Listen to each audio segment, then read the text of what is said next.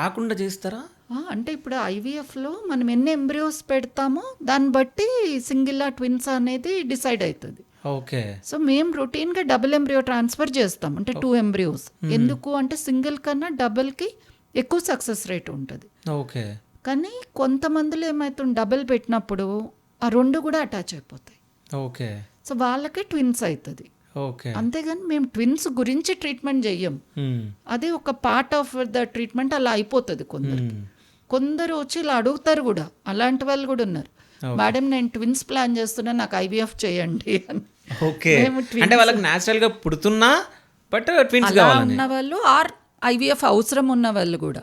IVF అవసరం ఎలాగూ ఉంది మాకు, ఒకేసారి ట్విన్స్ అయిపోతే బెటర్ కదా, సో 2 అంటే ట్విన్స్ వచ్చేటట్లు ఏదైనా చేసేయండి అంటారు. అట్లా ఏదైనా చేసేసేది మా చేతిలో ఉండదమ్మా. డబుల్ ఎంబ్రియో ట్రాన్స్ఫర్ చేస్తే కొంతమందికి వస్తుంది, కొంతమందికి రాదు. అది మీ బాడీ తత్వం బట్టి ఉంటుంది అని చెప్తాము. ఓకే.